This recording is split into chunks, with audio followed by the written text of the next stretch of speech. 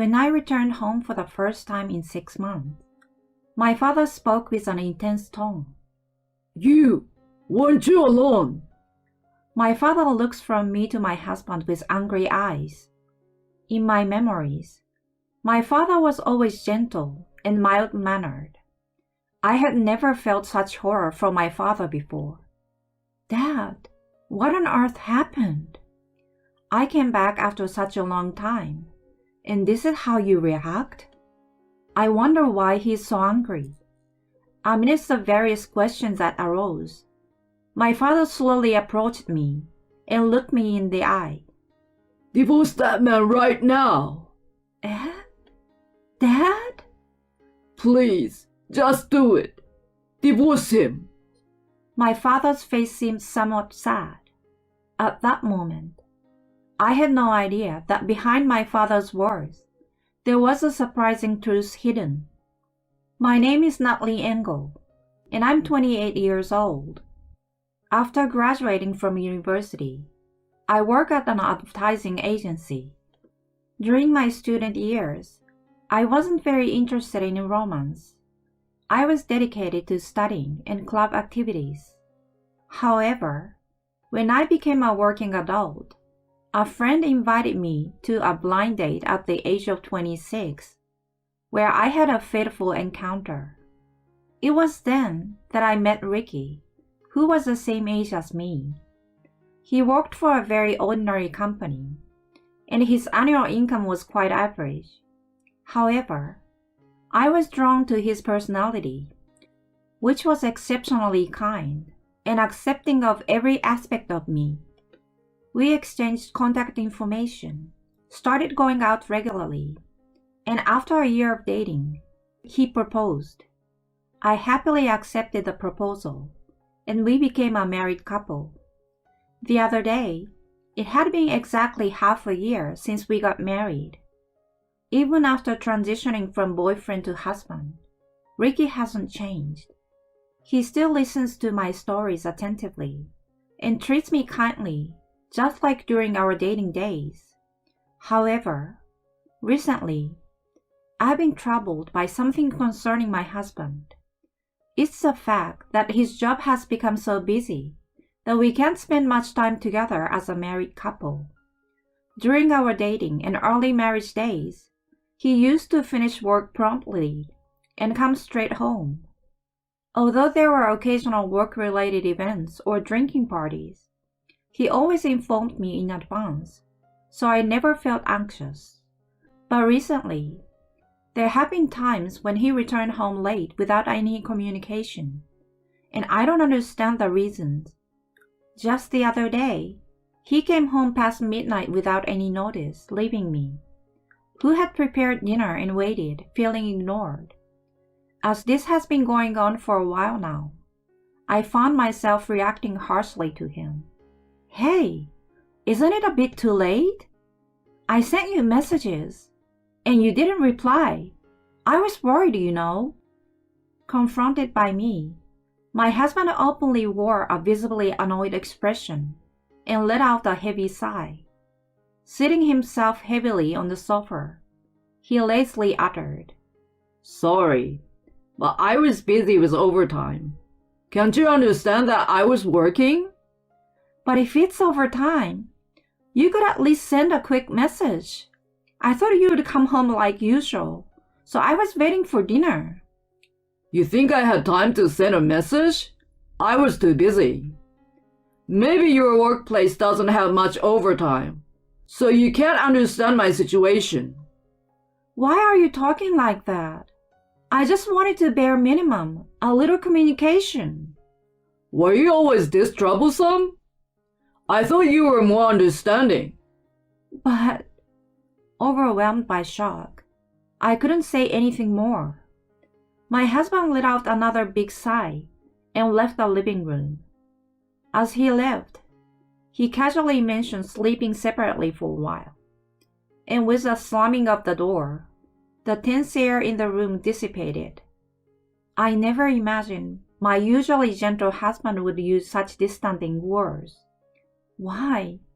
Why would he say something like that? We promised each other before marriage that if there is anything on our minds, we'd talk about it. I just wanted to improve our relationship as a married couple. Why did it have to come to this? Holding back the welling tears, I desperately headed to the bedroom. From that day on, my husband never slept in the same bed. On one particular day, Ricky was absent as he went camping with colleagues on a Saturday. While watching a drama alone at home, my phone rang with the sound of a message.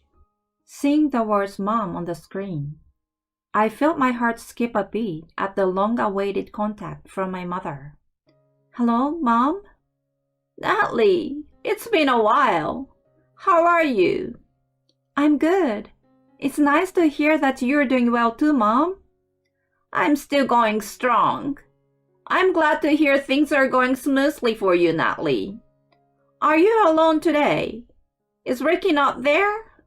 "Oh yeah, Ricky is, off camping with some colleagues, and he won't be back until tomorrow." "Oh, is that so? Must be lonely for you." When my mother said that, she followed up by saying, "But taking a break is necessary." As though supporting my husband. I was going to discuss my relationship with my husband, but I felt a little uncomfortable. Perhaps, sensing something different, my mother expressed concern and gently inquired about it. "Natalie, is something wrong?" "Huh? Why do you ask?" "I just felt like you weren't yourself. If there is nothing, that's fine. But if something's bothering you, I'm here to listen." "Mom." My mother's kind words almost make me cry. Feeling the limits of carrying the burden alone, I decided to confide in my mother about recent events. Talking to people makes me keenly aware of my own issues. While I spoke, my mother kindly nodded and listened. After finishing telling everything, my mother softly murmured, "So that's how it was." Seeing me fall silent, my mother gently said, "Natalie, if it gets too tough, you can always come back home, But since you're a couple, I also think it's important to have a solid conversation with Ricky." "Yeah, you're right. I understand. But Ricky doesn't want to talk to me." "If you decide on a date in advance for a serious talk, it might be better." "A serious talk? A scheduled time?" "Exactly. Your father and I had many clashes, and we resolved them through numerous conversations. It's not about forcing a solution. It's about compromising and working things out to the extent both can manage. That's the key to maintaining a marriage." My mother's words startled me. I realized there is no need to force a resolution to marital problems. It's about discussing and compromising until both parties are satisfied. As soon as I understood that, my heart felt significantly lighter. "Mom, thank you. I will try talking with Ricky once." "Yes, I think that's a good idea. You both are good kids, and you can work things out through conversation." "Yeah, that's true. I'm really grateful I talked to you, Mom. Your father is also concerned about you, so come and visit us occasionally, okay?" "Of course. I will come back when the timing is right." After ending the call with my mother, I sent a message to my husband. "I want to have a proper conversation at once." The reply came the next day, agreeing to talk once he returned from the camping trip. The next day, as I prepared dinner, my husband returned from the camping trip. We had dinner together, took turns taking baths, and when I emerged from the bath, he was engrossed in a video game in the living room. When I asked if we were going to talk, he left a small sigh, clicked his tongue, and turned off the game. "So, what's there to talk about?" We don't need to have some serious conversation, do we?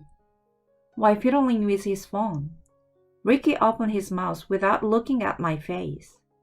Irritated by his attitude, I took his phone away. What the heck? Why are you messing with your phone when we were supposed to talk? Do you have any idea how I felt waiting for you? It's probably some nonsense about me coming home late, right? Sorry, but talking won't make me come home any earlier. I'm not trying to say that. I just want you to communicate properly with me. I want to spend some weekends going out together occasionally. So it's about that after all. Basically, you want me to set aside more time for you, right? No, that's not what I'm saying. Desperately pleading, I found that my husband had no intention of listening. On the contrary, he visibly became more upset, glaring at me intensely. In the end, that day, the conversation went nowhere, and we reluctantly went to bed in the heavy atmosphere. My heart was on the verge of collapse. A month later, on this day, it was the anniversary of my grandfather's death, so I had to return to my parents' house for the first time in 6 months. Since that day, there had been no improvement in my relationship with my husband, and the car ride was filled with an awkward silence. Despite seeking advice from my mother, nothing had been resolved, and I felt a slight sense of guilt.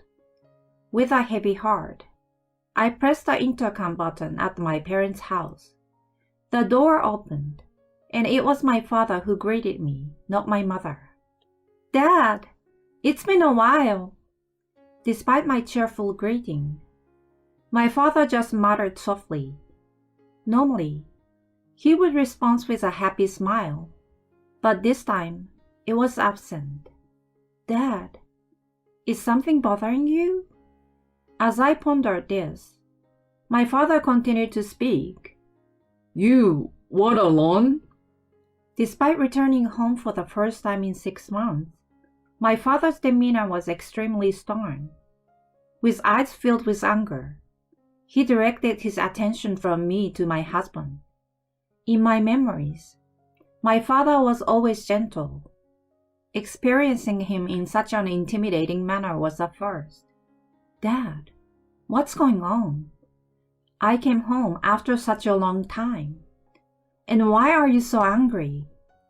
Amid various questions swirling in my mind, my father slowly approached me and looked into my eyes.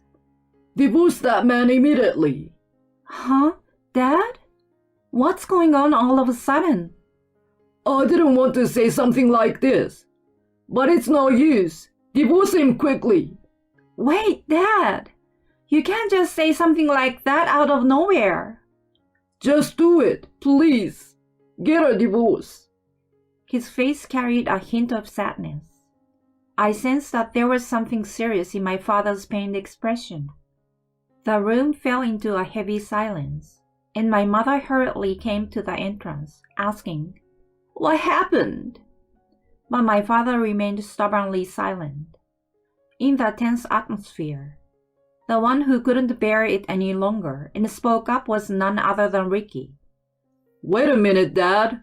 It's too sudden to talk about divorce so abruptly. I don't want to hear your voice. Just leave Natalie and get a divorce. Huh? What's going on? Dad, I never knew you could be so unreasonable. Ricky, as if mocking, laughed and directed an unpleasant gaze at my father. In response, my father glared at him and uttered in a low voice, Then take a look at this. Saying so, he handed a brown envelope to Ricky. As soon as Ricky opened it, his eyes widened in shock. Inside were numerous photos, providing undeniable evidence of Ricky's infidelity. In the face of the silence that followed, my father coldly declared, Can you still say something after seeing this?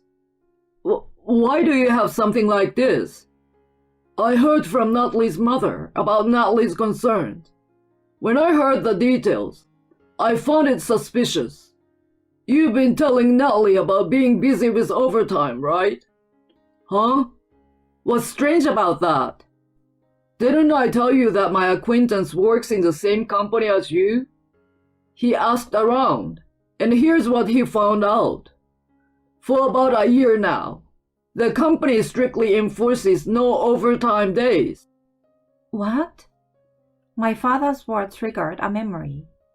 My father's college friend worked in the same company as my husband. When my father inquired through his friend, he learned that the company strongly promotes a no overtime policy.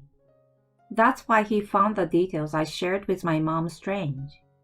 My husband wasn't coming home late due to the overtime or company gatherings. It was all because he was spending time with his affair partner. Certainly, the various excuses he made to be away from home on weekends were probably because of that. The moment I realized this, I felt his emotions freezing up all at once. What's the point of discussing things from the beginning? My husband never had any intention of improving our married life. He prioritized his relationship with his affair partner. I was just a convenient woman for him. Recalling his actions and words so far, anger is simmering within me. Looking at my husband, who paled at the evidence presented by my father, I slowly spoke. Ricky, let's get a divorce. Huh? What are you talking about, Natalie? Is this some kind of joke? The one I truly love is only you, Natalie. If that's the case, then why? Why did you refuse to talk to me? Huh? If you really loved me, you should have been more supportive, right? For a long time, I couldn't feel loved by you, Ricky. No, that's not true. It's just how you felt, okay? I genuinely love you. My husband desperately makes up a lie on the spot. I was beyond angry and dismayed at him. I made it clear to my husband that I no longer felt any attraction to him. Oh, for heaven's sake! I love you? I don't want to hear that lie. If you love me, why did you cheat on me? Why did you refuse to discuss this with me? All because you prioritized your own convenience at the time, right? Because the person you were cheating on me with was more important than me, right? No, Natalie. Let's talk for a moment. We can talk. We can make things right. Huh? You have been ignoring me for so long. What do you want to talk about now? For the record, I don't have anything to say to you anymore, and I don't want to understand you. It doesn't matter whether you're serious or not. The fact that you cheated is a problem. This was the first time I became so emotional in front of my husband. He too seemed completely frozen, witnessing my intense tone. With tears welling up in his eyes, he desperately tried to speak. I told him in no uncertain terms, I will never love you again. I don't want anything to do with a scumbag like you. And I don't want to see your face ever again. If you understand, then leave now. Never appear in front of me again. Natalie. There's no room for persistence from a jerk like you. Then, my husband collapsed to his knees, finally breaking into tears. My father grabbed his arm and forcefully ushered him out of the house. Later, I contacted my in-laws, and they came to my parents' house. When I explained everything to them, they were left speechless. My father had prepared the divorce papers in advance, and I signed them on the spot. My husband stubbornly resisted, but thanks to my father's stern scolding, I managed to somehow get him to sign. Ricky was taken away by my in-laws, and I returned home alone. I packed up all his stuff at home and sent it to my in-laws. Rumor has it that Ricky has become completely disheartened and is now not even going to work. Because I claimed compensation, My husband's relationship with his affair partner worsened, and now he lives shut in at his parents' house. Moreover, paying compensation to me depleted his savings. It's only a matter of time before he loses his job at the company. It's easy to imagine that his future is not looking bright. But I don't care anymore. I have decided to make choices that will lead to my own happiness this time.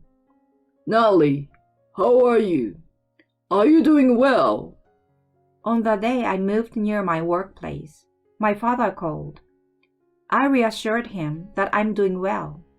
Dad, don't worry. The move went well and I'm fine. Well, that's good to know. Sometimes I think about it. I thought maybe you would have been happier if I had kept my mouth shut. Yeah, that's not true. I'm much happier now because of you. Natalie, yes. I wish for your happiness above all else. Thanks to my father, I'm where I am now. The reality is that I'm much happier now than when I was in my married life. From now on, I want to prioritize my own happiness for the sake of my parents who care about me.